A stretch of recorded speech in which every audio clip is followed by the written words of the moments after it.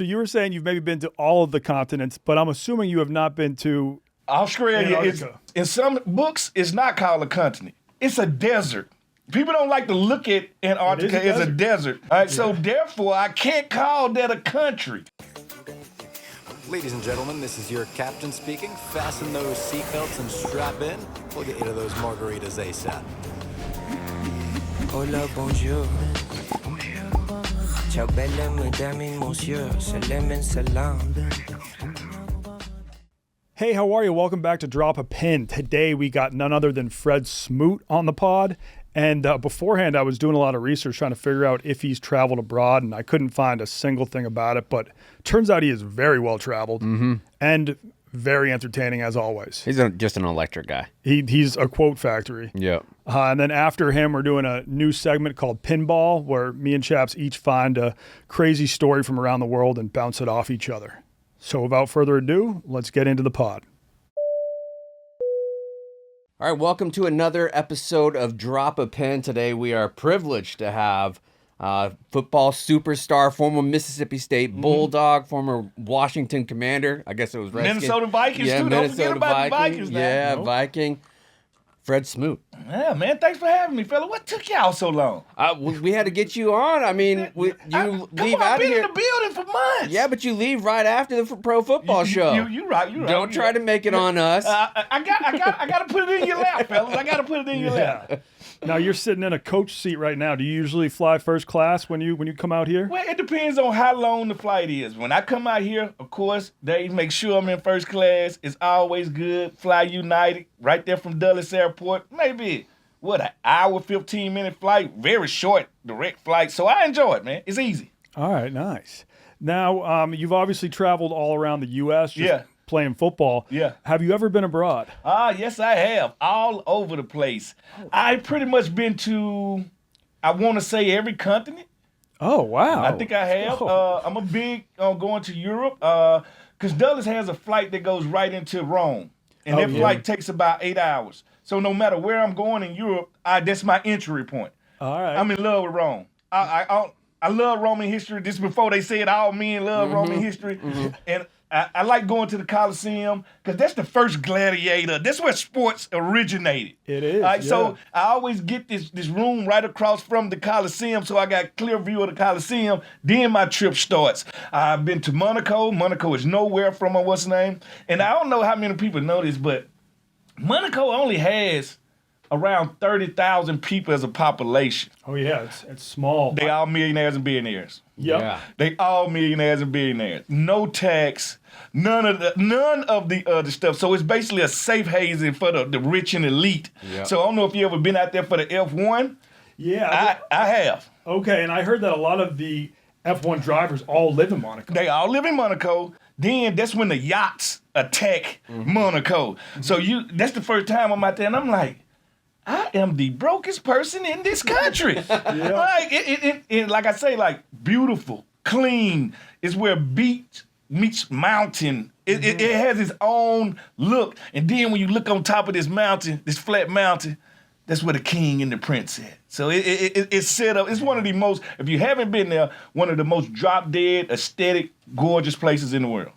Yeah, I've never been. I'd love to go. I don't have the money for that shit. It's a fun question you could ask the office. It's the country with the smallest coastline in the world. Yes, most of it is. I think yes, that's it is. actually been a question before. Okay, yeah. Yeah, housing is a problem over there. Not a lot of houses available because the billionaires and millionaires don't leave. Yeah, so that's safe haven right there. So they there, and they want to make it fun. If you go there, go to a steakhouse called the Beef Bar, one of the best steakhouses in the world. There's one in London. There's one in Paris. I've been to London. I've been to Paris. I'm trying to see where haven't I not been.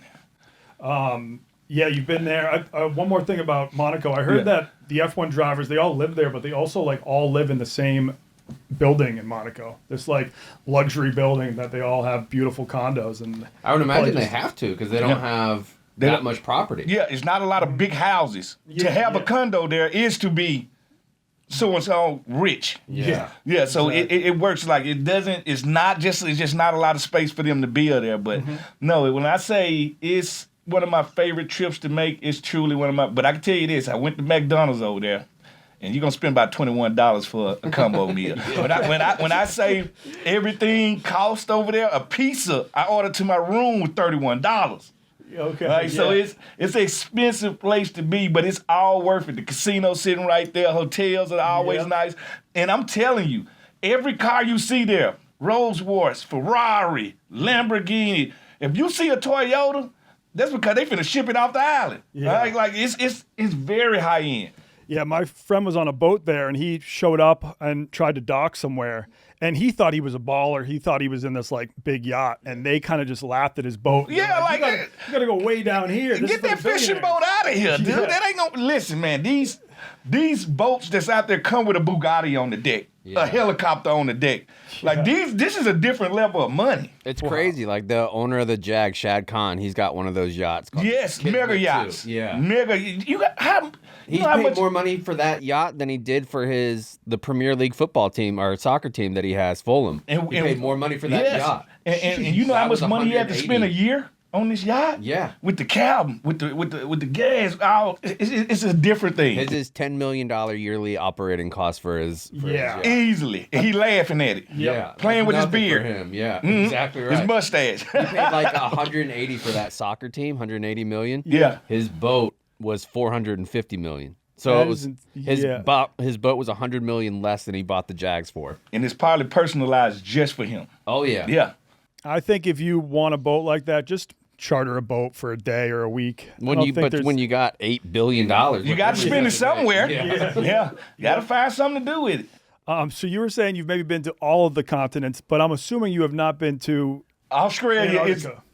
well, Antarctica is not, sometimes in some books, it's not called a continent because it's not owned by any country. It's its own independent, it's a desert.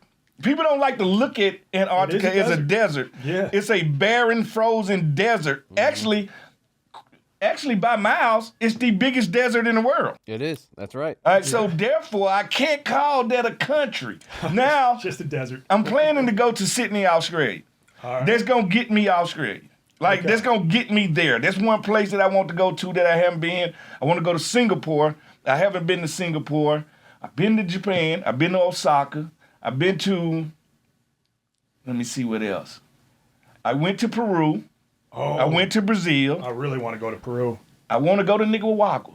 Right. I want to go there. And I also want to go to a place that America owns. I want to go to Guam. I haven't been to Guam. I've been to Guam. How was it? It's awesome. Guam was the best place ever for me because my ex-wife cheated on me. Nice. I had to go to Guam to get a divorce because I lived in Japan at the time. And they would do it in 3 days. And because it's American? Yep. So you could go to the American consulate there, and if you had a no contest divorce, you can get divorced in 3 days as long as you're in Guam for 3 days. Yeah, and I heard that the beaches are untouched. Yeah. And they're drop awesome. dead gorgeous. Yeah. It's a very similar look to like Hawaii. Like it's that kind of vibe. All right, so it's tropical. Very tropical. All right. Don't worry, I'm 0 for 1 in marriage too, but we ain't no quitter. No, you gotta keep going. It worked out great. My new wife is hot. That's what listen. More attractive. You gotta crawl before you walk. Trial and error is what marriage is. Like the first one teaches you what not to do as a spouse, and it teaches you what you need to do to keep your next spouse. Yeah. So yeah, very cool that you've been to Japan and Peru. What prompted those trips? Were you just like, that looks like a very interesting country? Well, I'm a nerd, so I like to travel. Plus, I'm my only child, so I'm able to travel by myself if I want to, if I'm traveling with somebody. But I always get at least one trip a year. Let me give y'all a secret about trips. Because the first thing you talked about when I brought up Monaco was it's expensive. All right. I was taught this by one Darryl Green. Okay. All right. When I first got to Washington team, he was like, come on to this charity event with me. Because he knew I like to travel. He said, I'm going to teach you how to travel for free. All right? This is what you're going to do. First step, be an NFL player. No. First step, go to winter charity events. Thanksgiving or Christmas. If you go to these charity events, they always going to have auctions. Silent auctions, and they're going to have out loud auctions. Well, most of these auctions is going to be trips. Wait till the event is over with. That travel agent is still in the back. Go back there, and the travel agent's finna give the ones that they didn't sell pennies on a dollar. My trips to Monaco, I buy from the travel agent. because it's a charity, I get to write it off on my taxes. Shit. And it's free. Shit. That's a good hack. All right, so what y'all need to do is find the mayor's ball. Find all the charities you can in the city of Chicago, and you go to them, and they going to have all these trips, and they will be pennies on a dollar. And they going to come with these great setups. Like, they're going to come with this house for 6 people.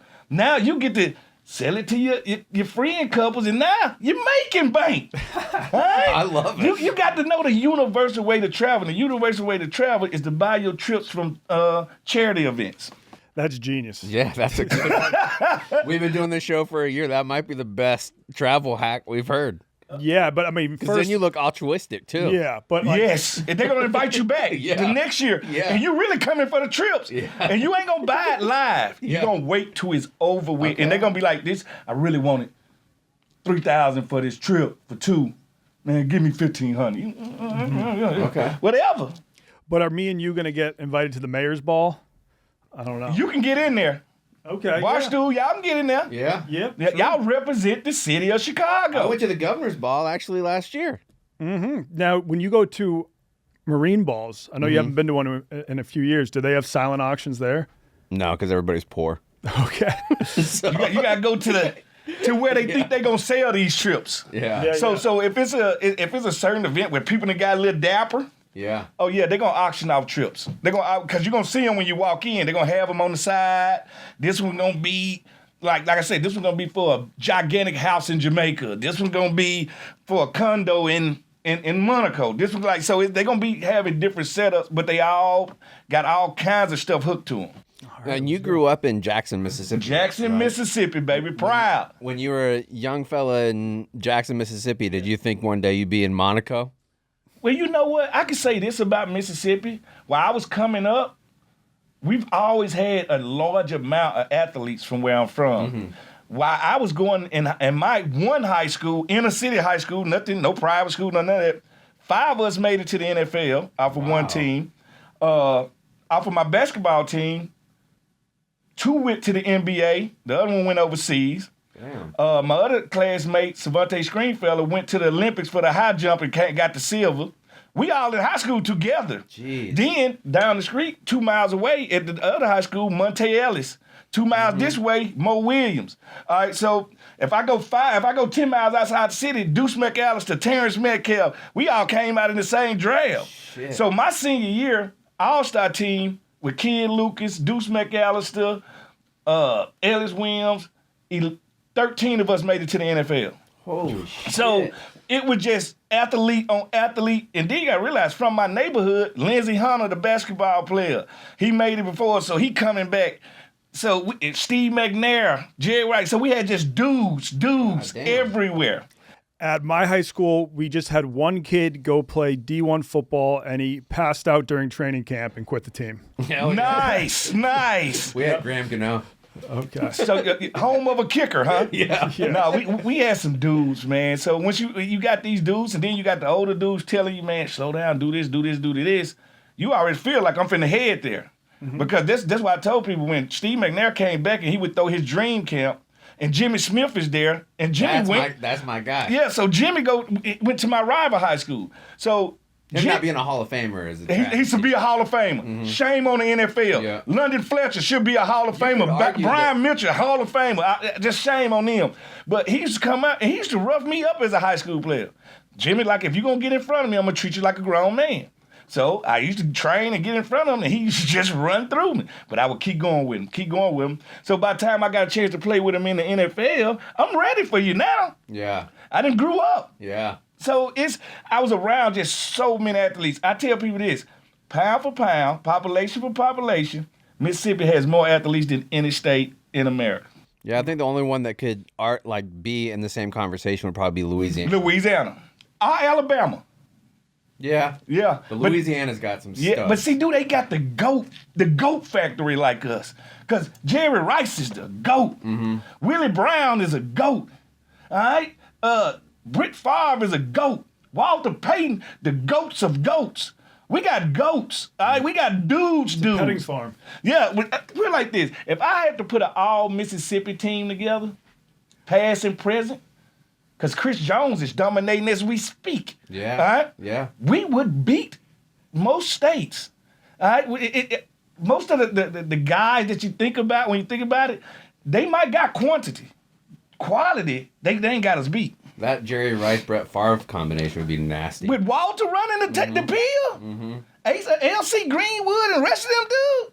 Nah, if I put we got so many Hall of Famers. Like, we got a Hall of Famer almost at every position. That's crazy.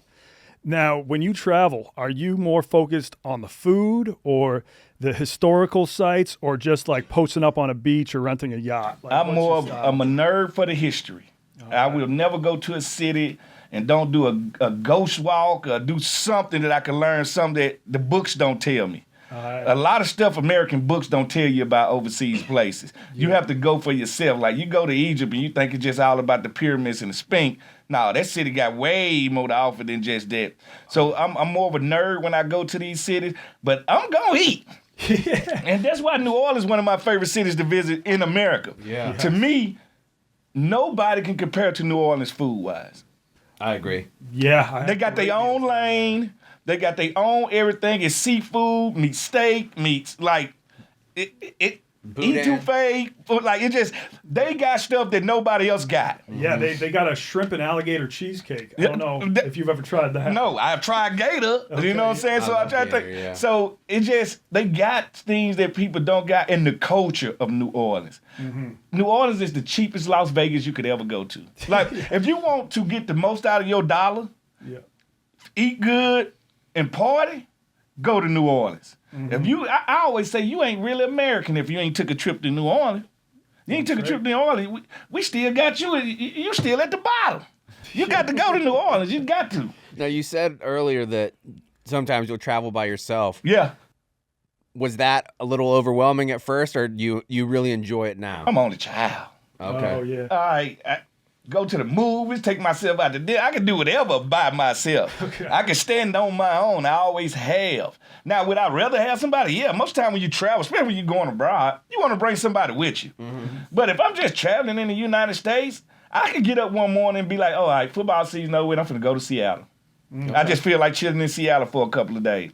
So, like most people, they ain't never been to Minneapolis. Yeah. Yeah. Minneapolis is drop dead gorgeous. You go to Minneapolis in the summer, Mississippi River coming down through there, 10,000 lakes everywhere, everybody boating. Talking about a food scene, and it's one of the cleanest cities you'll ever go to. Got like 6 Fortune 500 companies. But it's not a destination. When people say, man, I want to go have some fun, Miami, Atlanta, LA, the usual suspects come up. Kind of overrated to me. Yeah. Kind of overrated. Because nobody ever says D.C., and I promise if you come to D.C., you'll be back. Yeah, I would agree with that. Like, Las Vegas, I think, is only fun if you're rich. Like, if you go to Las Vegas and you don't got a big bank, like, Yeah. you're not going to have a great time unless you just really love gambling. Yeah, drinking. but Las Vegas is dying a slow death right now So I hear. because now we bet in our state. Everybody can bet in their own state, go to a your own casino phone. in their own state. Yeah. Why do I need to go there? Like if you ain't gonna attract the youth, how you gonna attract us old dudes? How you gonna get us off our couch? The Spear ain't gonna do it. Yep. It's gonna take a little bit more than us. Now, the Sphere might do it for me. No, The Sphere was worth it. no. for sure. I said I want to go to a concert there. Yeah, let's go together. One of my homeboys sent me a little video clip of them at a U2 concert there. They say people was fainting. And it was just, the whole atmosphere, they say, is just, it's different. Big Cat went to Grateful Dead Yep. there. I saw the Eagles there. Oh, Alright. yeah. Yeah, and I'm not even like a diehard Eagles fan, but Yeah. that was probably one of the best concerts of my life. And I'm sure experience. playing in that venue for the artists makes them want to take their Oh, yeah. to the next level because of the environment. It's no environment like it. Yeah. Now, you mentioned you went to Peru. That's Yeah. like high on spots I want to visit. Yeah. How much time did you spend down there? Did you check out any of the like historical sites where I went on one of them Incans were- cringy roads. on the what? The cringy roads. You know, Peru is like- part of the longest road in the world that starts Incan with us. Trail. Yes, that start with us. Oh yeah. And you want to talk about scary infrastructure it's different there. Oh, yeah. Like, if you get spoiled by American infrastructure and you go to some of these places, you be like, this is kind of iffy. Oh, yeah. Right? But it's beautiful. It's not touched and ruined by human hands in a lot of places. Mm-hmm. So I like to go see natural places, like things that you wouldn't usually think about. I don't know how I ended up there. I think I was probably in the league like 2 years, and maybe one of my homeboys invited me, like, come on, man, let's go down South America. Let's go have some fun. Okay, I'm good with it. I like that about you, because there's like a lot of people that make boatloads of money, and they're like, I'm just going to stay in my comfort zone. Like, I like to be I'm going to uncomfortable. go to Las Vegas. I'm going to go to Miami. But it's like, dude, you have enough money to travel the world to go to all these just fascinating spots, and they don't do it easily. Yeah, and they don't take advantage of it. But I love that you're taking advantage. Some of your guys are position. just comfortable being home. Yeah. I got homeboy that they go to work, go right home. They ain't finna go out. They ain't finna do nothing. They like it chill. So I think it's to each his own. Like, some people traveling abroad, that ain't really their thing. You can ask them where they been at. They can probably tell you on one hand where they been at. Now, I like to go to places when they start to relax. Like, I still want to go to Dubai. I haven't been to Dubai. I keep hearing all these great things about it, but I also keep hearing all these non-great things about it. All right, if I go and I'm on a long flight like that, I want to get off and have a drink. I heard they're not really high on the drink. I heard there's places you can go as American, but the locals can't go. So it's, sometimes I just wait for the rules to loosen up just a little bit. And like I said, I've been to Paris, and Paris gets this mystique of being the sexiest city in the world until you actually get there and you're like, it's just a city. It's just a big city, but the sex appeal, that's to be debated. Yeah. That's, the Eiffel Tower, and everybody want to kiss under the Eiffel Tower and stuff like that, but it's to be debated. Is it because Monaco is sexy? I'm sorry. Monaco is all around more sexy. It ain't even a contest. Okay, I would agree with that. I mean, I've never been to Monaco. I've been to Paris. I don't know if I was getting like romance vibes from it, but it was cool to see in person. I think like the Eiffel Tower, first time you see it, it lives up to the hype of it. Yeah, most definitely. And in your head, you like, all right, I see why they sent us the Statue of Liberty. This has always been their theme. Yeah. They sculpting things. This has always been them thing. No wonder they sent us the Statue of Liberty. Yeah. Now, do you have any desire to go to China? I used to live there. Like, do you want to see? I go to China. I love to go to China. Okay. Like I said, I've already been to Japan. And I went to Japan, and it was like 2003, and they had already had camera phones. Yeah. So they was already taking pictures. So they always 5 years ahead of us technology-wise. Oh, yeah. So if you ever want to know what's next in tech, you go there. Go to Japan. Yeah. But I do want to go to China. China, one of those places I most definitely want to go to. Looks intriguing. I want to go to India, too. Me too. Yeah, I think India, one of them cities that nobody really gives a lot of love to.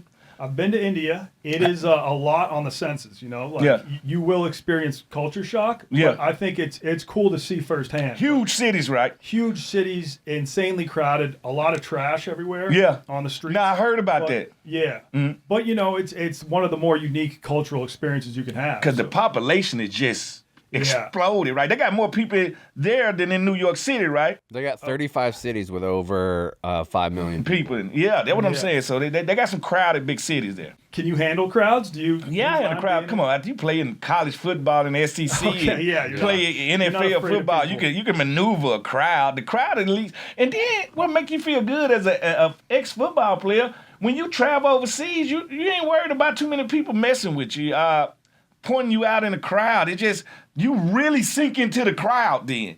Like, unless you just go over there weighing something on your forehead. Yeah. Other than that, unless you're 6'6", 300 pounds, then they know you somebody. Yeah. But if you regular size like me, you just fit right in. The only thing making us stick out is we American. Yeah, true.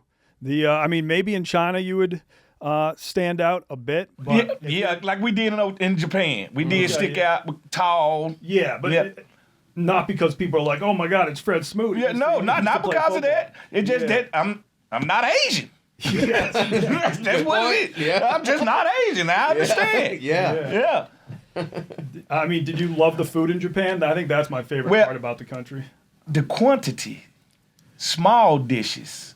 Small. You just got to order a lot. You just got to order a lot. And that's what made me say, America, we gluttonous. Because they do eat in small quantities. And, of course, a lot of rice, a lot of fish, so their diet helps them age well.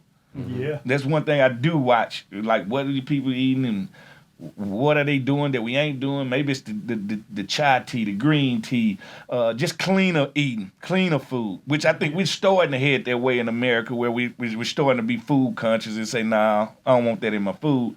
But I think they just been there. I think that's stuff from the old life that they kept with the new life. Okay. Have you ever traveled to Africa at all? I haven't traveled to Africa. I'm going to travel to Africa. I'm going to go to Nigeria. I'm going to Egypt, and I'm going to Cameroon. And I'm going to go there because I did my DNA. Oh, yeah? And I got a lot of Cameroonian in me, so I want to go. I want to go to these places that got a piece of me in it that I never knew. That's cool. Trace your roots, yeah. Yeah, kind of go back, see what it is, and just feel it for what it is. Like, I ain't one of them people, I ain't going to study a place off of National Geographic and think I know it. I'd rather read it and go see it for myself.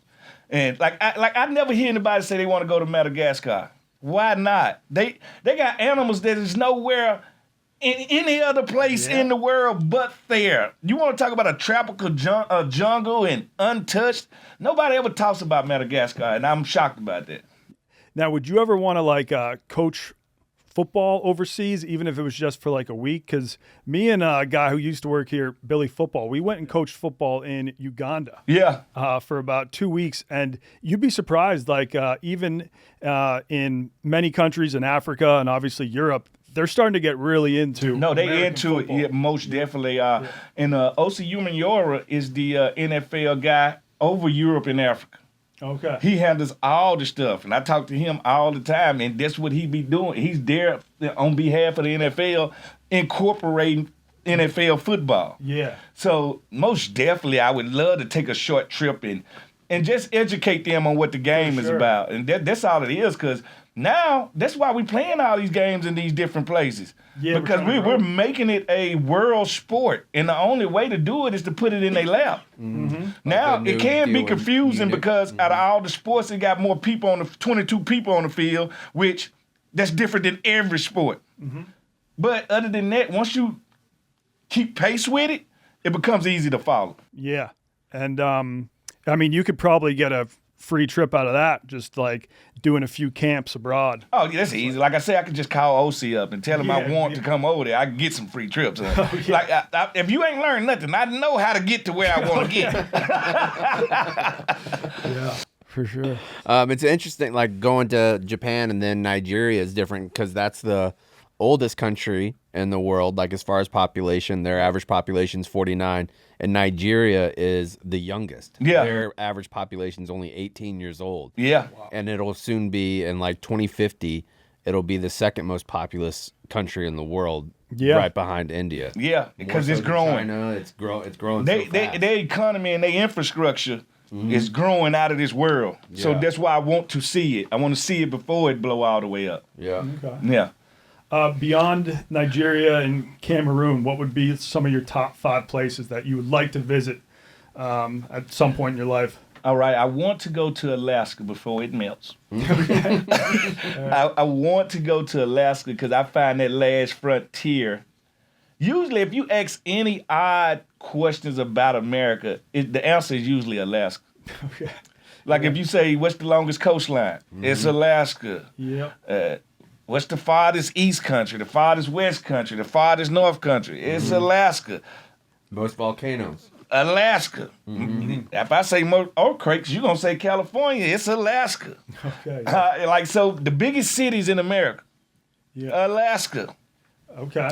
Like as far as size. Yeah. Size. Right. Yeah, so Alaska is the answer for most American questions, but we don't look at her like that. We do not give Alaska the respect it deserves. And I think when it's all said and done, especially with climate change stuff, it's going to be one of the most important pieces of America.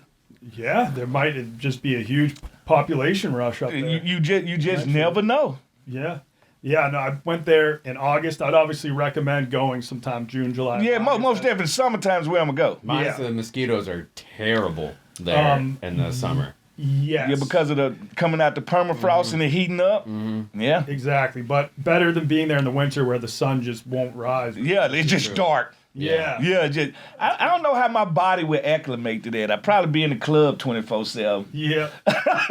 Or depressed, either in a club I'm or depressed. at home. Yeah, most definitely. I remember I was reading that Chicago actually has a lower average temp than Anchorage, Alaska. Yes. So it's not that it's like crazy, insanely cold. It's just that in the winter it is dark. It does what it's supposed to do. Here too, though. Like it's Yeah. dark as shit here. 4 o'clock, it's starting to get dark. Are y'all with me that we've made it past the daylight savings time? Yes. I 1000%. don't think we need it anymore. No. Like it was put here for farmers. All right, they let them know when to harvest, they let them know when to get things done. We passed that. I got a digital watch to tell me all that now. Yeah. Keep it. Do not set it back. Arizona don't do it. There's a couple of places that don't do it right now. China figures it out. The whole fucking country is at the same time zone. So China, they don't have daylight savings, but they just have one Time zone. time zone. So if you're living in Western China at like 10 a.m. in the morning, it's still dark out. All Yeah. 4,500 miles is Yeah, it's the a same wide time. country. Yeah, that's different. That's Yeah, different, yeah, right? yeah. I think the time zone should exist. Yeah. But the daylight savings, I think it's played out. Like Like wake up at noon and it's dark. Like, I what the automatically start gaining weight when it comes. Yeah. Cause at 5 o'clock, once it hit dark, I got couch locked. I'm on my couch. Yeah. Won't move, won't be active, ain't gonna try to move. Plus it's cold. So you mix darkness with cold. I'm not leaving the house. And where do you live now? Northern Virginia, Ashburn, Virginia. Okay, so when Which people don't respect Virginia. Virginia is That's true. Virginia is the richest state with no sports teams. That's because all our sports teams are DC sports teams. Yeah. But when you look at Northern Virginia, Ashburn, Fairfax, Tyson's Corner, 1, 3, and 5, the richest counties in America. Ashburn, Loudoun County is the richest county in America. Then comes Fairfax County. Yep. Yep. And then you got Maryland with Potomac. Like, so it's just rich counties all over the place. Then you got to realize a lot of government money, a lot of contract money, a lot of old money, a lot of tech money, a lot of athlete money. It's just money all over the place. Virginia don't get, and then we got more presidents than any state. All right, you gotta realize part of the original 13 colonies, this old money right there. This old everything right there. Yeah. But nobody respects Virginia because Virginia not loud. Virginia ain't known for nothing but Virginia hams and president tobacco. But other than that, they don't bring up Virginia. Yeah. The Right? only thing Virginia's Yeah, known for is the yeah. hams. we got one of the biggest military Hams and bases. cigarettes. Yeah, we got one of the biggest Virginia military Slim. bases at Virginia Beach in Norfolk and Suffolk. In Quantico. Oh, Yeah, beautiful. So we got everything. It's the safest place you can live in America.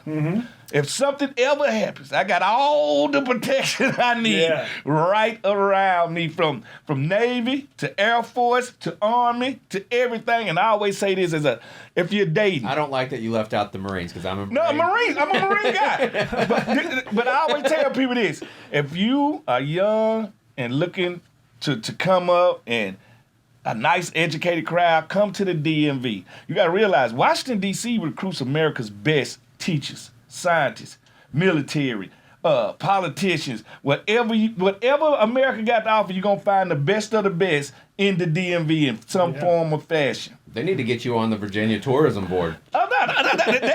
The people that's there know these things. Yeah. But we're going to get America's best, and it makes it hard for the women to date because there's just not enough men. And they already set up. They probably work for the government, the scientists, some. It's just a whole different group of people. Yeah, so when you were playing for the Redskins, is that when you fell in love with Fell in love with it. Fell in love because I had never been like that. Yeah. And like I say, nobody ever sells Virginia and Maryland to you. All right. So I love Maryland. Yeah, once I got there, and everything. the night I got drafted, I was like, all right, I'm finna live in D.C., not knowing about Northern Virginia and Southern Maryland. All right. No, you don't live in D.C. You live in Northern Virginia. You play in Maryland. Our beltway is shared by 2 states, and D.C. is in the middle of it. Mm-hmm. So it's the way it's drawn up. And then people don't ever think about water when they think about the DMV. That's true. We got the Potomac coming right down through there. We got some of the biggest bays and docks. Like, we got everything you want. We got water, meet beaches, meet mountains. I could do that all in the same day if I wanted Chesapeake Bay. Yeah, I could do that all in the same day if I wanted to. Yeah. Did you like blue crabbing and things like that? Love blue crab. Fell in love with blue crab there. Of course, we got blue crabs down in the Mississippi Basin and in the New Orleans Basin. Mm-hmm. So we got crabs also. So crabs wasn't new to me. Now, I get on Maryland all the time because Maryland's saying is, Governor Westmore going to get me for this one, but they saying is crab cakes and football. Mm-hmm. How many Hall of Famers do Maryland got? Football. 0. 0.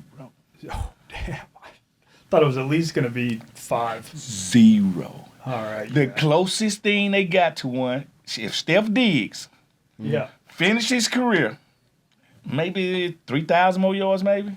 Mm-hmm. Maybe? I don't know. I'm just, he on the cusp. He on the cusp. He on the maybe list. You think so? You can't say Steph Diggs ain't on the maybe list. Yeah. His quarterback's been too good for him not to be on the maybe list already. So he's the closest thing to a Hall of Famer that they got.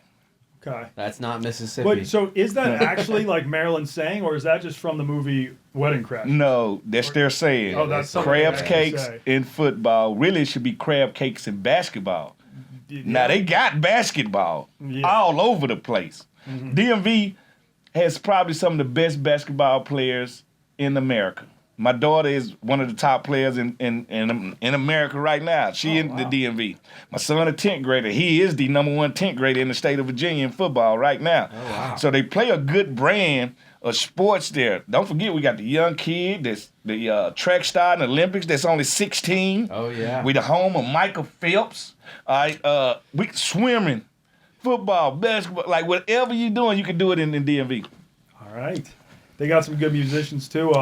Wale gonna represent it. We got go-go music with Chuck Brown. We got we got people. The Braxton sisters are from there. It's a lot of talent there all the way around. You could rattle off some names of places that you of people from places that you like. That was a lot of Mississippi and a lot of Virginia references. Yeah. No, I mean Mississippi got even more entertainers. You talking about Oprah Winfrey, Morgan Freeman.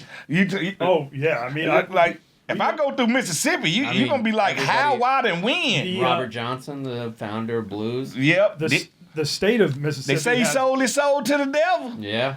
That's what Sinners was about. Yeah. I went to the crossroads, actually. I went to that crossroads, and it was like Sinners took place in a town called Clarksdale, Mississippi, not far from Mississippi State. Okay, yeah. So we went and visited Clarksdale and got to watch some blues there. It B.B. like King, place. Elvis Presley, Albert King. Yeah, we got some of the goats in there. Mississippi is the most Grammy winners of any state in the country. Yes, it is. Tennessee should be right behind us. Mm-hmm. Yep. With that country music. Yeah. Yeah, like growing up in Mississippi, would you spend a lot of time in Memphis? Oh, yes, sir. And when I went to Mississippi State, that's where we went to party. It was Memphis. Oh, okay, cool. Before it was the Memphis is here today. It used to be a party Memphis that rivaled Atlanta. Wild as hell now. Yeah, now it's unruly right now. Mm-hmm. Now Nashville is the go-to spot in Tennessee. Oh yeah. Like everybody like to go party in Nashville now, and Chattanooga growing real quick. Chattanooga's awesome. Yeah, Chattanooga is growing right now. Like the lookout from Lookout Mountain where you can see like the lakes and oh no, the water when you go by the mountain. Yeah. Beautiful. Even when you cross the Virginia Tennessee line with Bristol, Virginia and Bristol, Tennessee, they share everything. Same name, everything. They got like a line that go through the middle of the city, and this side of the street is Virginia, this side of the street is Tennessee. Kind of wild. Okay. That's where the track is, the racing track, Bristol. Oh, okay. Yeah, yep, NASCAR. Do you go to the Blue Ridge Mountains much? I go to the Blue Ridge Mountains. I shoot down in North Carolina because I'm real close with Coach Gibbs, and Coach, he does the NASCAR. So I go check the NASCAR out, and we got NASCAR track in Richmond. Then we got the one in Bristol. So, yeah, I got a lot of options. Now, say if it's the middle of the winter, you've got some seasonal depression, and you want to get someplace warm and either be on a beach or a boat, what would be your go-to destination? America? In America? No, it can be abroad, too. I'm a big Jamaica guy. I just love they got good energy. I love good energy, and they got great food. The curry down the there. oxtails. Give it to me all. Jerk chicken. And just the relaxation of it. Like, I love Jamaica. It's one of the places I can just get out, walk around, do what I want to do. I ain't got to second guess anything. So the Caribbean, because of the access of it, like the trip's not long. Because if I'm finna go to a beach, I really don't like to be on the plane too long. Yeah, you could probably go from, I know. I've taken the flight from D.C. to Montego Bay direct. And we got 3 airports. Yeah. So 2 international airports. So I can get to wherever I want to get to, no matter what it is. So I love Jamaica. I've been to the Dominican Republic 3-4 times. Nothing special about it to me. You've been there too. Yeah, I went there. I went there for their World Series, so I got to watch some baseball down there. The baseball culture is awesome. Like, it's the most fun I've ever had watching baseball. But in terms of like a place where I would just want to go chill on a beach, I don't know if I would choose it. The resort areas are really nice, though. Yeah, I never made it to the resort areas. That's what it's about. So yeah, anytime you do that, anything in the Caribbean is easy, real easy to do. Yeah, I'm going down to Playa del Carmen for Christmas. Have you ever been there? I've been to St. Kitts, St. Croix. Okay. I've been to all the lit islands. Yeah. I've been to the remote islands that not a lot of people do. A lot of people like to throw private parties on those islands because it's not as packed with like the other islands. Similar to if you go to L.A. L.A. nightlife ain't really all that, but you're gonna catch wind of where they throwing the house party at, that's where people gonna go to the hills and party. Yeah. What was St. Croix like? St. Croix was good because it's not as busy and kind of snooty. Yeah. Is that the French one? Yeah. Yeah. Oh, okay, yeah, that's seen as like the fanciest character. Yeah, it's kind of snooty. So if you into the drinking with your pinky up, that's where you go do that at. I haven't heard that term in a long time. Snooty. I love that's a good Southern phrase. Yeah. Did you get those same vibes in Monaco though? Because I would think Monaco's got to be a snooty place too. Gotta be the Monaco is, but you can always tell who the visitors are in Monaco. You could tell if you're not a native, but the natives are so happy to see you because it ain't but 30,000 of them. Yeah. So they happy to see you. They happy to talk to you. And you never know what any of them do. They gonna tell you eventually what they do. But it's always the thing in the back of your head. Like, I wonder, first of all, what country he from? And how did he make this money? And a lot of the staff that work there don't even live in Monaco. They live in a different country. And Yes. drive And in. they drive over. Yeah. Which makes it easier with the EU and how they do things going Yeah. through different countries in the EU. Otherwise, it would be really difficult. Like if you had to go through the Canadian border every day to go to work, that would take a long Like they do in Michigan? Sure. Yeah. Yeah. Yep. In terms of nightlife, do you have a favorite spot on the planet? Nightlife. I told you New Orleans nightlife is all I need. Because it's free. It's not snooty. No. not Every at all. place you go, drinks are 3 for $1. Everybody takes their cool off in New Orleans. So if you the swaggeriest dude in New York, when you come to New Orleans, it's just towel over your shoulder. It's hot as hell. Like, let's walk around. Let's go to the casino. Let's go to Bourbon Street. It ain't really that complicated. Yeah. Like, it's one of them places if you are thinking your shit don't stink, this ain't the place that you're going to show that. Yeah. So I look at New Orleans as a more relaxed Las Vegas. Like, take your chill out, come have some fun, come party, get messed up, go home, tell everybody how hungover you were. Okay. Awesome. And all those drinks in New Orleans make you hungover. Like And they not holding back. Hurricanes and all that. I would say they just not holding back. Yeah. Like, it's one of the few places you can drink, you can buy alcohol 24/7. Yeah. And I'm from Mississippi, so we drive there all the time. I can go to a gas station through the drive-through and get a bottle of liquor. I was just about to ask you. if they still do 24/7. that. Yeah. That's what the people in Mississippi do. Because in a lot of places in Mississippi, Sunday they don't sell alcohol. Everybody drive across the bridge. Drive across the bridge, go to a gas station, get all the liquor, and come back to Mississippi. Yeah, I was going down because my wife went to Mississippi State, and when I went to, Oh, she a good person. she got her bachelor's and grad school from there. Actually, Yeah. She when we went down, and I was like, "Let's go get a bottle of wine." She was like, "We can't. It's Sunday." Yeah, And I was like, "What?" yeah. And she said, yeah, it's dry. And Starkville is a dry county. Yeah. I'm from Jackson, which is the capital city. It ain't a dry county. Okay. But they try to make Oxford dry county. Well, Ole Miss in Mississippi State dry county. Now, Southern Miss not so much because it's close to the beach. Yeah. Hattiesburg. How are the beaches in Mississippi? You don't hear a lot Way about better than people think. Biloxi is where you go. We got casinos. That's so funny. All the New Orleans people come to our casino. Nobody ever want to talk about that, but all the New Orleans people, they come to Mississippi casinos and Mississippi beaches. Well, you definitely don't want to go to Lake Charles. Yeah, I've been saying, because they mostly got marshes. Yeah. They got swamps and marshes. We got a real whole boulevard of beach coastline. Yeah. So our beaches are way cleaner than you think, way friendlier, and it's cheap. Oh, yeah. Like, if I could say anything about it, you'll be shocked how much money you spend. And you'll be like, I plan to spend all this money. I ain't spent half of it because everything's so cheap there, but beautiful. You got to go to Mississippi. See, I would drive just a little bit further and go to Orange Beach or Gulf Shores. Gulfport. Then a lot of people like to keep going and go to Alabama and go to Mobile. Mm-hmm. You know what I'm saying? So that whole little Gulf right there, nothing but beach. Yeah, I went to high school in Pensacola. Yeah. Pensacola. So you've been in the Panhandle? Yeah. Yeah. Like, that's where I spent all my high school time was in that area. I lived in Tampa for a while with my ex-wife. She was a lawyer in Tampa before we moved to Atlanta. So I lived in Tampa. I enjoyed Tampa. It's just the traffic so bad because the people so old.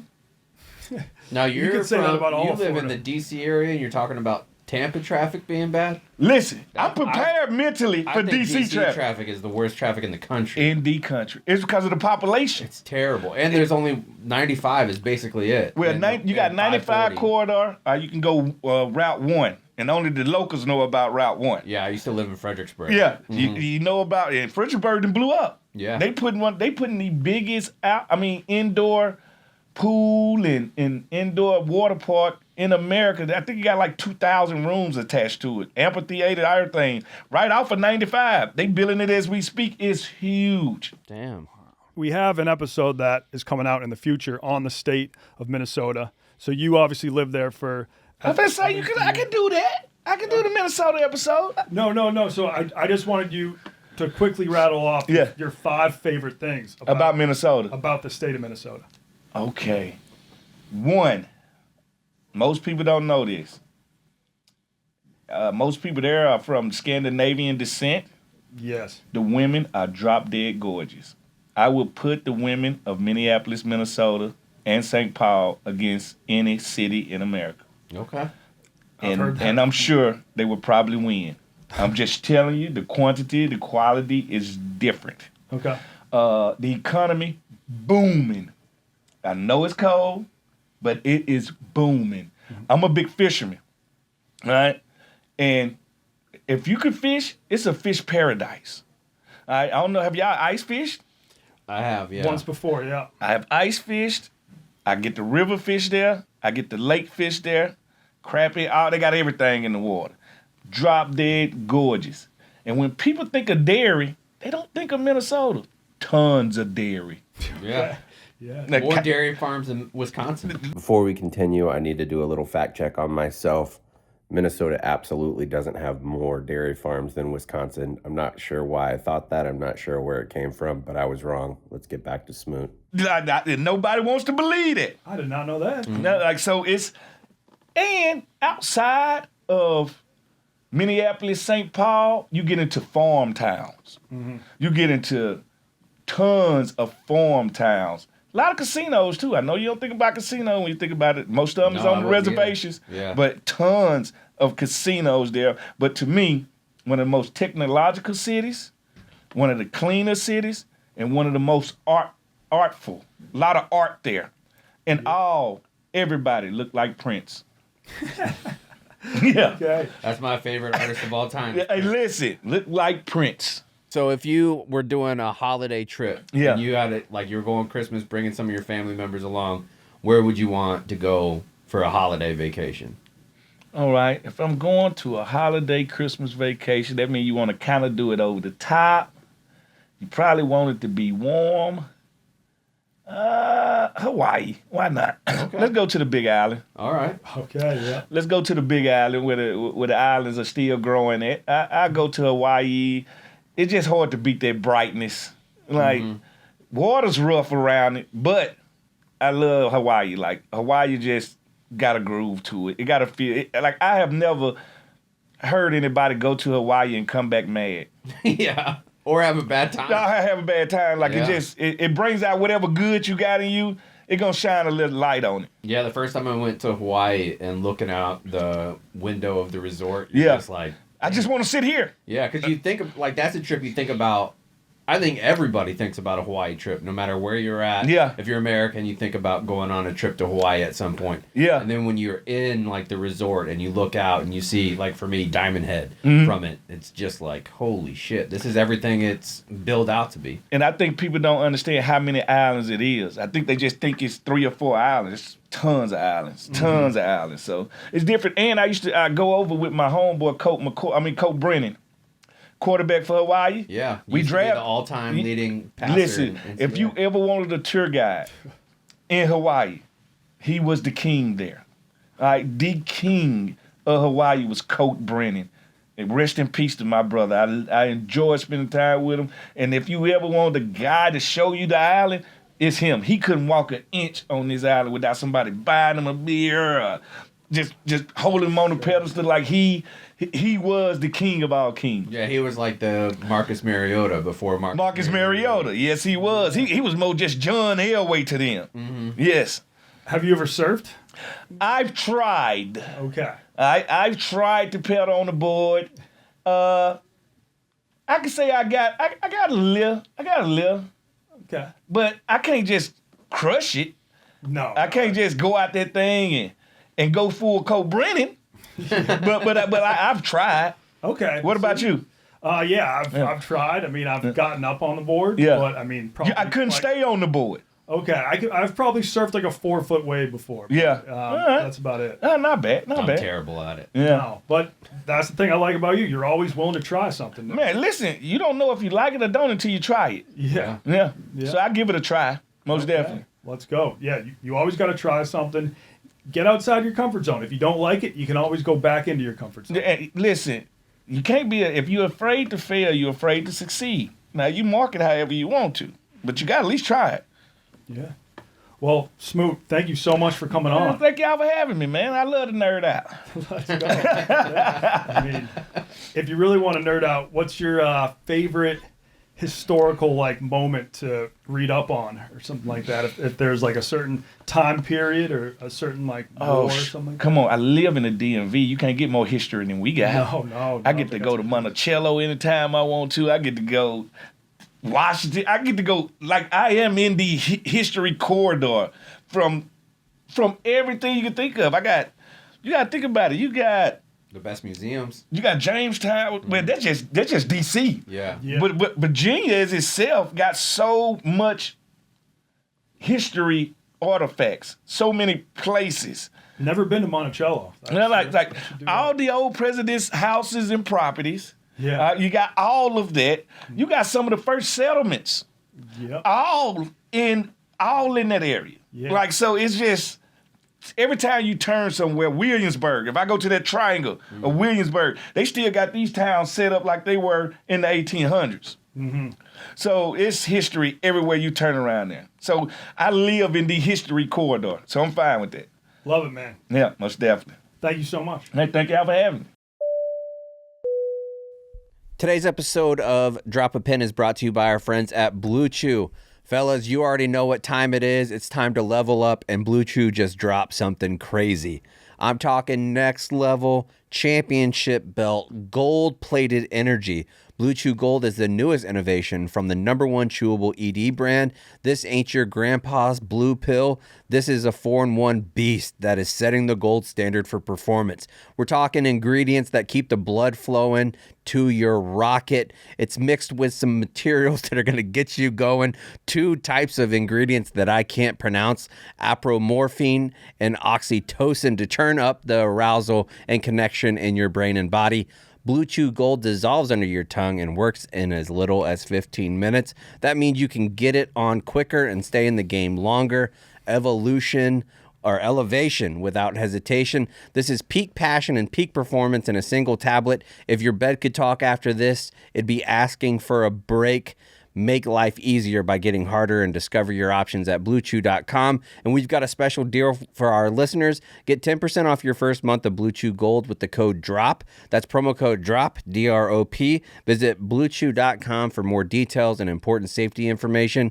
And we thank Blue Chew for sponsoring this podcast. Drop a Pin is also brought to you by Aura Frames. Aura Frames is the hidden gem that becomes the favorite gift long after the wrapping paper is gone. Does someone in your life deserve an extra special gift this year? I know someone in my life does. I've already got an Aura frame for my parents, but this year I'm getting one for my brother. He lives far away in New Mexico, so we don't get to see each other a lot, but Aura frame is the perfect way to give him a little window into my life because I can just constantly share photos and videos with him right to the frame. You can personalize your gift by adding a message before it arrives, and you can preload photos before it ships and then keep adding them from anywhere, anytime. Just do it on your phone, and a gift box is included. Every frame comes packaged in a premium gift box with no price tag. So don't wait and win the holidays now with Aura Frames. And for a limited time, save on this perfect gift by visiting auraframes.com to get $35 off Aura's best-selling Carver mat frames named #1 by Wirecutter by using promo code WONTON at checkout.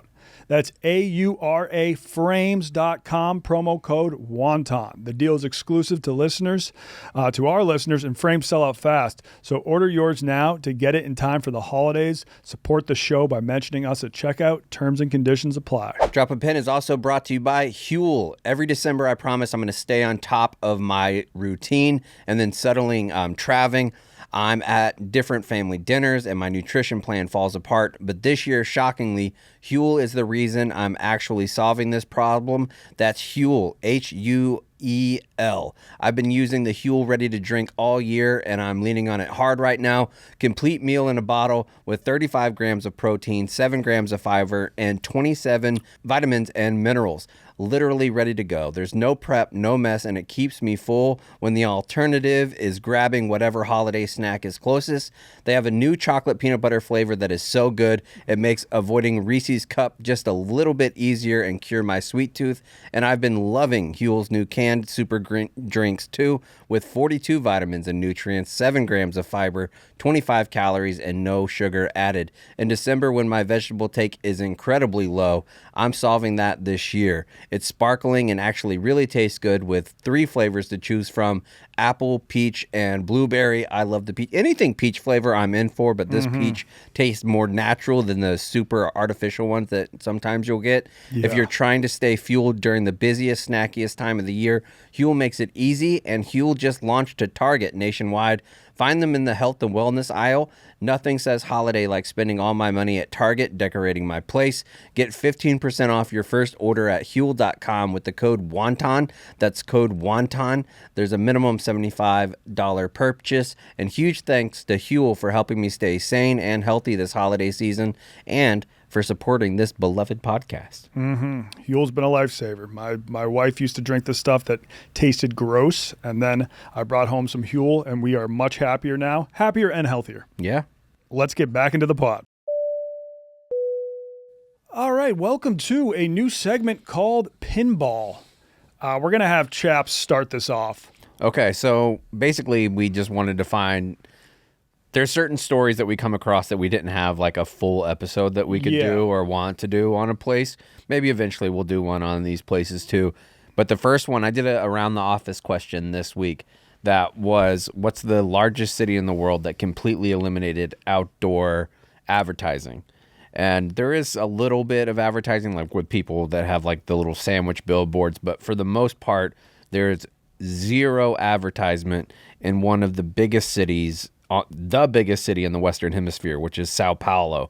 That is crazy to me. Like when you asked that question, I was like, maybe the capital of North Korea. Pyongyang would be a good one. Pyongyang, maybe Mecca, the like Islam's holiest city, but no, it's Sao Paulo. PFT said Vatican, which would make sense too. But as far as large cities, Sao Paulo is a mega city. It's one of the biggest cities in the world, and I looked up the demographics, and that's why I have my huge laptop for those that are watching on YouTube. Yeah. The city proper, just in the city proper, has 12.3 million people, which is bigger than the entire greater metro area for New York City. And that's in the city proper. The metro area of Sao Paulo has 22 million people. Damn. That makes it huge. The same size as Mexico City, essentially. Yeah, very similar to Shanghai, too. Enormous. And I didn't know this until I was looking it up. It's the largest population of Japanese people outside of Japan is in Sao Paulo. Oh, okay. Yeah, I think we mentioned that on one of our pods, that there a lot of Japanese people moved to Brazil, and then a lot have since moved back to I just didn't know it would be the largest population outside. I always thought that'd be like Seattle, which is a very international city. Lots of Asians moved to Seattle and Toronto. No, so I'm sure Sao Paulo has a big Japan town. Oh, yeah, I bet. But it also has enormous populations of Italian, Portuguese, Lebanese, Korean, and Bolivian people as well. It's the financial hub for all of Brazil. Their B3 stock exchange is there, which is the biggest one in Latin America. It's got dense, high-rise, heavy traffic. It's just a huge city. But it was kind of like, I'm sure you remember going to Mexico City and how many ads that are there. There's billboards every single place that you look. Yep. And whether that's professional ones from Verizon and the big companies, or if it's smaller mom and pop stores that their entire facades are nothing but advertisement. Yeah, in and many then areas. on all of the buses and taxis. Yep. And it's obviously like that everywhere you look in the U.S. too. Yeah, so Sao Paulo was known as one of the most clunky visual cities that there was, as far as huge cities, Mexico City along with that as well.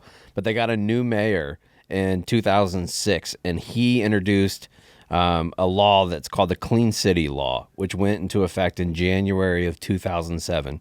And what they did was within 10 days they did this. They mobilized some of their military in order to get this accomplished as well. They removed 15,000 legal billboards that were in the city, which is an insane amount. But not only that, there was tens of thousands illegal ones that they would fine local office or local businesses if they didn't take it down. They had ads that covered buildings, buses, rooftops, entire city blocks. Everywhere you looked, you would see those. And they just tore them all down. Yeah, it was disorganized, over-commercialized. But with the ban, they removed all that visual clutter, and there was unintended consequences from them doing that. Some of those unintended consequences was that crime detection improved because there were so many nefarious things going on behind the billboards that you couldn't see. Okay. So once they took those down, it actually increased the crime rate in Sao Paulo by 15% year over year. Oh, you mean decreased? Yeah, decreased. Sorry. Yeah. It decreased crime. Just because you can't sell someone drugs behind a billboard anymore? Yep. Yep. Or pay a prostitute or to assault, suck your dick behind a billboard? Yeah, people getting their dick sucked still. I'm sure people are still getting their dick sucked in Sao Paulo. Yeah, but now they got to do it in a brothel, not just from or the privacy of their own homes. Yeah. But this one I thought was really cool. The crime, great. Obviously we want crime to decrease, but it made quality of life for people that lived in buildings better too, because a lot of the building and business owners, they would put those advertisements up to cover some of the decay of the different buildings that was happening. If they were in disrepair, they would just cover it up with an ad.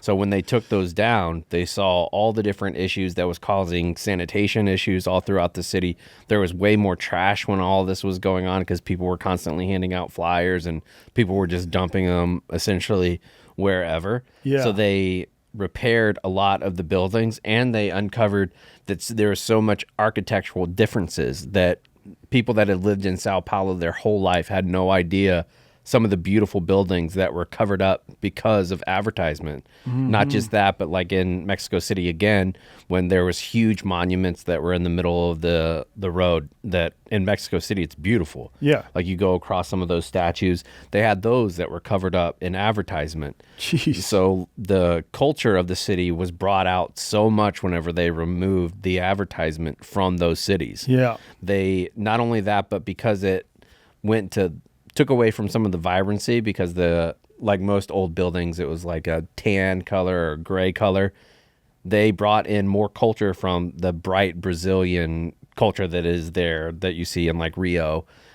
They have commissioned big murals, and not advertisement murals, but artistic murals that go to the history of Brazil, that give tribute to like their indigenous people that are there, the Amazon culture, and they would just make huge murals that brightened up the city in different ways that they didn't anticipate. Like imagine if in like New York, every billboard was just replaced with a work of art. Right. It would just become one giant open air museum. Yeah, and it looks beautiful. They put up different spots where some of them will add like historical tiles. Their neighborhood by neighborhood started to get more differentiated based on like the huge Japanese population, the huge Italian population. They would have different murals and different artwork and different museums and things like that were popping up because they were essentially inserting a lot of culture back into the area, where it wasn't just like a city of 22 million people that's just ads. Yep. People reported whenever they were doing polling about it that they felt less stressed because it wasn't constantly inundating you like with advertisement. There was improved mood metrics. Happiness in the city went up. They said that year over year happiness went up 20% for people that were living there. And interesting enough, a lot of the companies that were advertising there reported more profits because they weren't spending so much money on advertising. Okay. So I've always like thought about that. You see billboards and you're like, that must have been insanely expensive. Do they get a return on their investment from those? I think about that with USAA, because every military member knows about USAA. Why are they doing advertisements for millions of dollars during the Super Bowl? Yeah, if you're in the military, you know you can like go to them for help. That's probably Or like just your banking needs. Okay. Like why does that bank need to have that much? I don't even know what the USAA is actually. I assume it's an organization that helps. No, it's a bank. Oh, it's a bank and insurance. right, I they do had things no like idea. that. Yeah. But they do like advertisements on, maybe they need to keep doing it so Yeah. people like you know about it. But okay, but it's just a bank. But like, is it a bank that I would use or no? No, Gronk would say it's for people because Gronk is like one of their spokespeople, which Okay. makes no sense. And Gronk tries to get banking from USA, and they're like, Gronk, you can't because you don't have a military member in your family. So it's only for military members. Right. That was a big free ad for USAA. Yeah, But that's But yeah, okay. there's no need to advertise all over the place because if you're in the military, I assume you're taught a lot about it, right? Yeah, you know about it. Like there's a couple banks that do that type of thing. But back to Sao Paulo, they became an international model, and there was a lot of other big cities that are trying to incorporate that. That would never happen in America. Never. Based on lobbying, based on like how much money is embedded into You don't want to our mess with politics. big billboard. Oh no, big billboard's a big one. But I just thought it was really interesting that a city that size would actually take that step. And not just that it's an international city with 22 million, but that it's a financial hub. I know. So it's a very capitalistic place.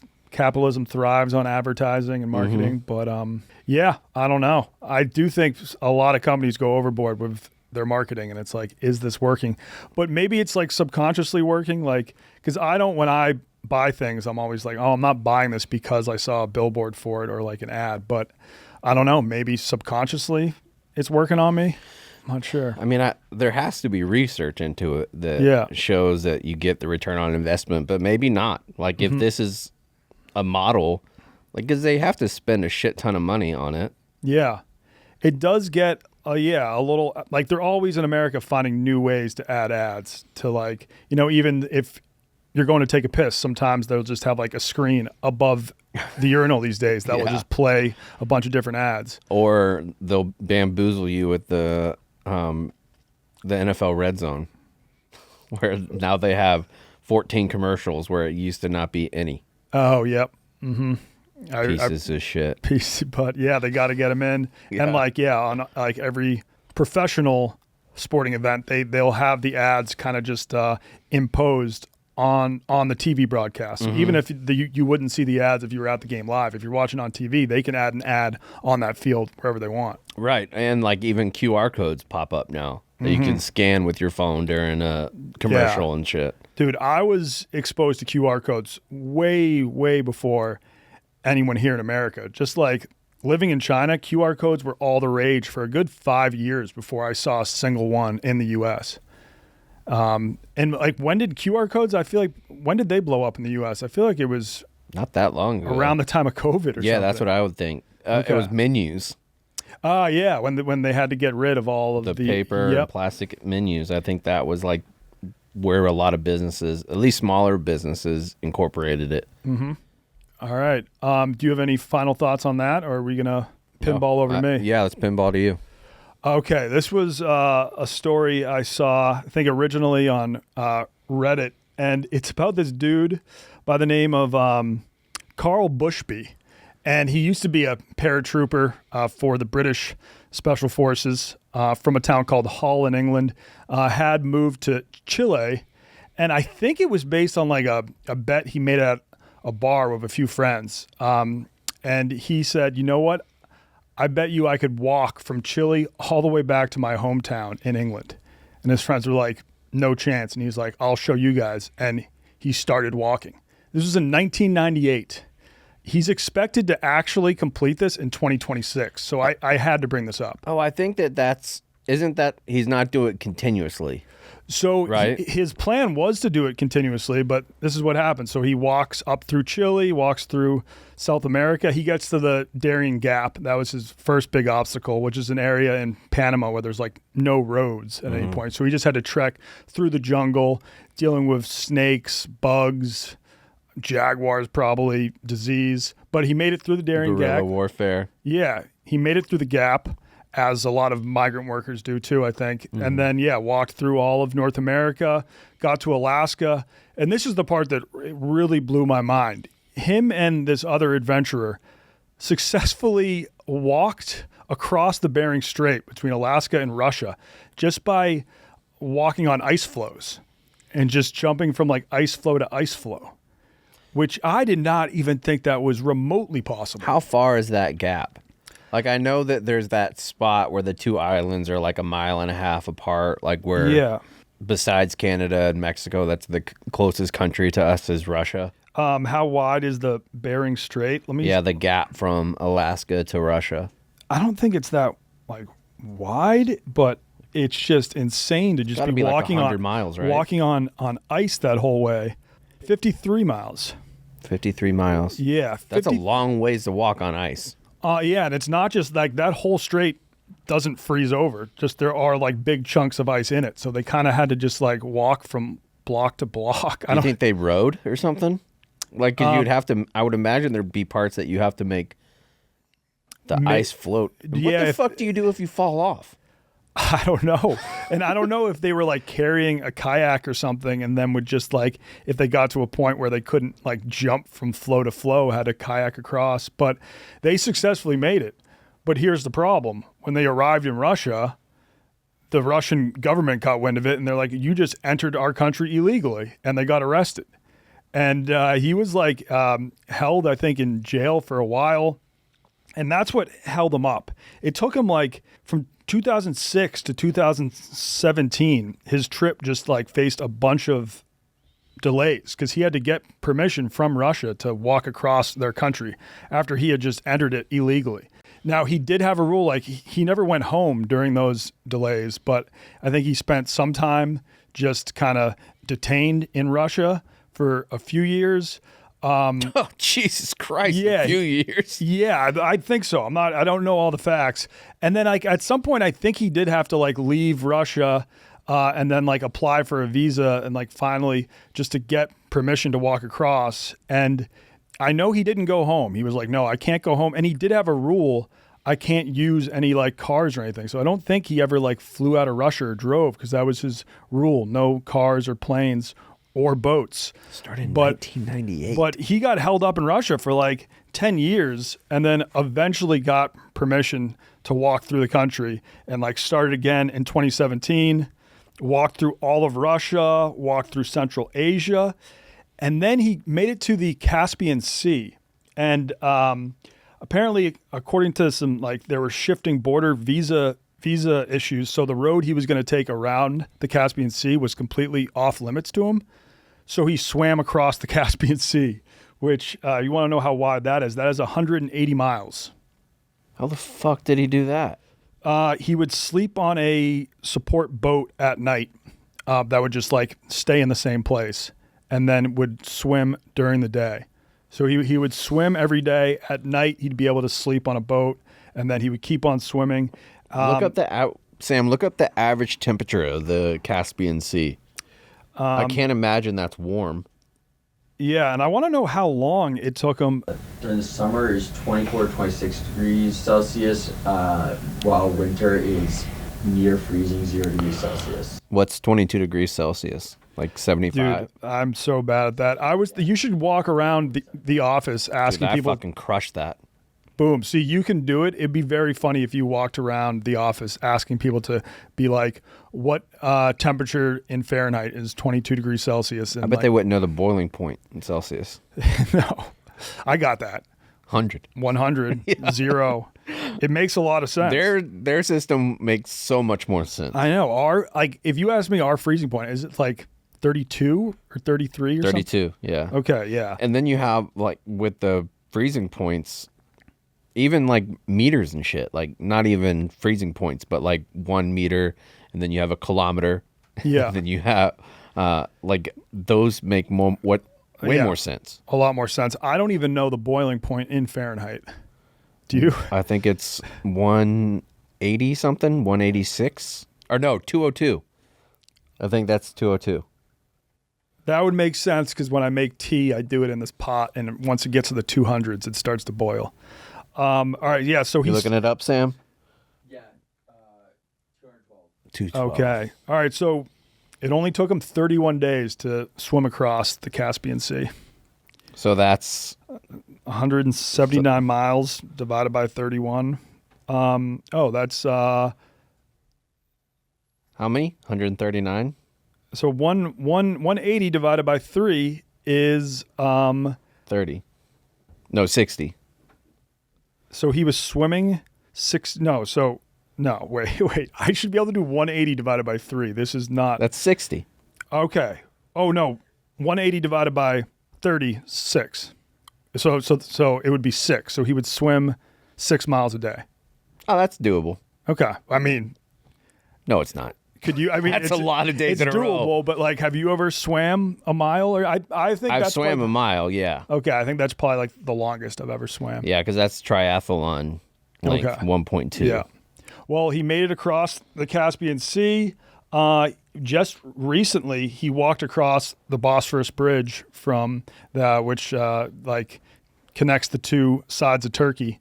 So he's now officially in Europe, and he's expected to make it to his hometown of Hull sometime in 2026. Is it losing a bet and doing this, or betting somebody that you can do this and spending essentially most of your adult life trying to get it done? I mean, Commitment to the game. a lot of people just spend their whole adult life like working a job that they hate, so And you've seen really a lot of the world. yeah, he's seeing a lot of the world. It seemed like he already had lived quite a life. He was a paratrooper or something. But no, it is insane. If you want to look it up, it's called the Goliath Expedition is what he's calling it. And his Does name, he do social media or anything? I couldn't even tell you. I think he's an older guy. You would think he would want to do it. Yeah, there's a dude that's a younger guy, probably 25, that's doing it as well. And I watch his videos on TikTok, and he's gone through like Nepal, and he's gone through all these very remote villages and has documented it. He brings like a little mobile Starlink with him so he can edit on his phone and upload the videos like every 3 days or something. Yeah. And it's fascinating. Like the people in tribal areas treat him so wonderfully. Like anytime he goes to a village, somebody will offer to bring him in and like give him a meal and a place to stay, like a little mat or something that he can sleep Tribal on. hospitality. Yeah. It's very fascinating that he's been doing it for like 500 straight days or something like that. Okay. So I did find out that Karl Bushby does use social media, but he hasn't posted since 2017. Looks like he was in Mongolia during his last post, but then he just went dark. He's doing the Mark Titus Twitter ban. Yeah, but but yeah, he has officially, let's see, yeah, as of late 2025, Bushby is described as nearing home and is on track to finish by late 2026, 28 years after he started. That also makes me think once he gets to the French coast, he's going to have to swim across the channel. I mean, I think that is easier than the Caspian Sea. Yeah. But the Caspian Sea doesn't have strong currents like you do in the channel.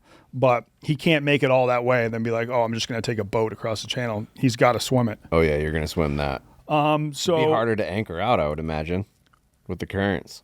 No, I think when people swim the channel, they just do it in one swim. That's like 30-something miles, isn't it? Yeah, it's nothing crazy, and I think they just do it like they don't actually sleep on a boat. I think you just do it. No, it can't be. You're not swimming 30 in one day. Maybe see. it's 7. 150 miles. Jesus Christ. Oh, the narrowest is 21 miles. Yeah. The narrowest is 21, and it says that you can do it in 11 hours of straight swimming. So I think they probably just try to do it in one swim. Dude, that's a long time to swim consecutively. Yeah, it is. But the thing is, you don't have to swim fast. You just got to stay afloat. I don't know. I mean, you really minimize the. Yeah, I'm trying to be like, it's not that impressive. But no, it's insane to me. I think at this point, like, he didn't stop. He's just like, once he got detained in Russia, he was like, I have to see this through. Like, it's kind of like a lamer story. It kind of discredits everything I've already accomplished if I just stop in Russia after getting arrested. So he is dead set on seeing it through. And I think he just hasn't stopped because he's like, what am I going to, like, I'm not just going to, like, go back to a normal life and be that guy who, like, tried this crazy thing but never accomplished it. So he's seen it through. I wonder how he supports himself and what he's going to do after he's done. Like, how do you go back to any sort of normal life in Hull, England? What do you put on your fucking LinkedIn page? Yeah, I don't. It's like previous experience. Yes, walking from Chile to England. So ChatGPT says that only 1,800 people have ever swam across the English Channel. Mm-hmm. I mean, that's kind of a large amount. Not really. I'm not impressed. 1,800 in the whole world. I mean, how many people have really attempted it though?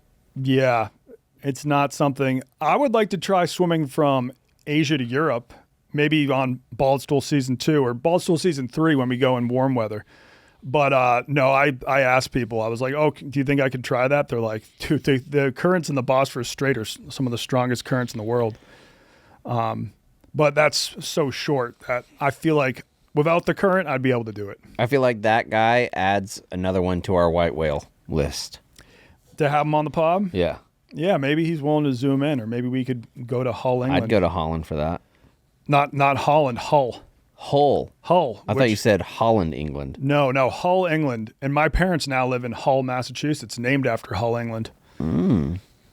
So, yeah, we can. I mean, I thought our white whales only had to be fat white guys. I assume this guy's not fat. Yeah, but I feel like we can add him. A skinny whale. Okay, yes. Beluga. A beluga, yep. Have a little beluga. This guy's officially on our beluga list. That would be, you know who should join him for the last little 10-mile stretch? Frank Walks. Let's get him out there. Yeah. I'm sure Frank would love to visit England. Yeah. Frankie Does England would be incredible content. He's been talking about doing a Europe trip for a while. Like when the Dolphins played in Spain, he was thinking about it, but I don't know. Him doing a trek and doing a long walk in England or in Europe in general. I would just amazing. Love to see him interacting with European people. Because he has the most American mindset, I think, of all time. Just got to send him to the World Cup. Like I would want to see what would be like an Italian's reaction to him ranting about the Mets. Like, Yeah, yeah. be incredible. All right. Well, yeah, we'll try to get Frank to Europe at some point. And thanks for listening, as always. Signing out. I did Rediscovering America. If you're watching this episode, it comes out on a Monday. Rediscovering America drops this Wednesday. I think it'll premiere right after the Yak. So tune into that.